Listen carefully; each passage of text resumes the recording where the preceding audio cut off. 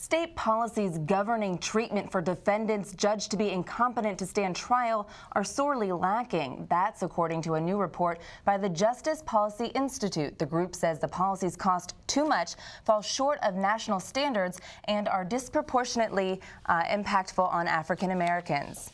Nastasia Walsh authored the report for the Institute, and she joins us now in studio. Thank you for being here. Thank you for having me. First of all, tell us, what is Maryland's current policy for those deemed incompetent to stand trial? Sure. Well, in 2006, the law was changed so that currently people who are incompetent to stand trial can be held in state mental hospitals for as long as the possible sentence for the charge that they're charged with. These are people who have not yet been convicted of a crime. So if a person is charged with a misdemeanor with, let's say, a possible sentence of up to 3 years, this person can be locked up in a mental hospital for up to 3 years, receiving treatment to attempt to restore competency. Anastasia, are these policies in line with national standards?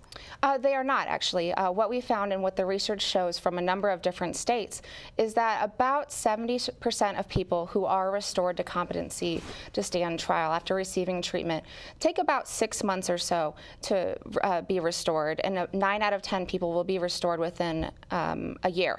So Maryland's policies of tying it up to a possible sentence really is not in line with the standards. Most states, 20 states actually have mandatory treatment periods of 1 year or less.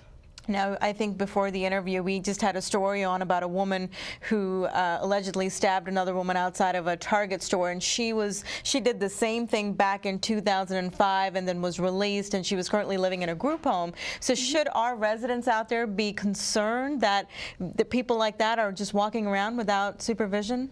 Or treatment. Or treatment? I actually think, I don't know a lot about what this woman's particular situation is, but I'm guessing that if she was in a group home, my understanding was that she was probably still receiving some sort of treatment, even though she was not held in a state mental hospital.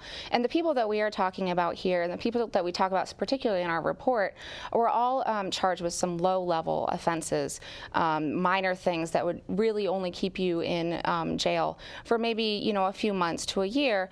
And these folks are being held for much longer in these facilities, and it's really not necessarily it's not needed, and it's also not appropriate. These people have not even been convicted of a crime. This woman is at a different situation than the folks that we are talking about in this report. And we spoke about national standards, but how do other states compare to Maryland's policy? So about 20 states have policies that are a year or less of treatment. There are a few that the national law is what is deemed appropriate by the state. However, a number of states recognize that because, and the American Bar Association has standards that say because of the way that competency treatment occurs and the way that people either become competent or are found unrestorable, as we call them, it usually happens within a year.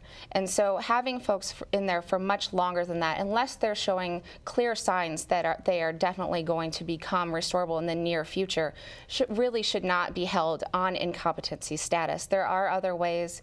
If the person is considered still dangerous but still not competent to stand trial, they can be moved, they can be civilly committed to a hospital, which I believe is one of the things that happened to this particular woman that was in the article before me.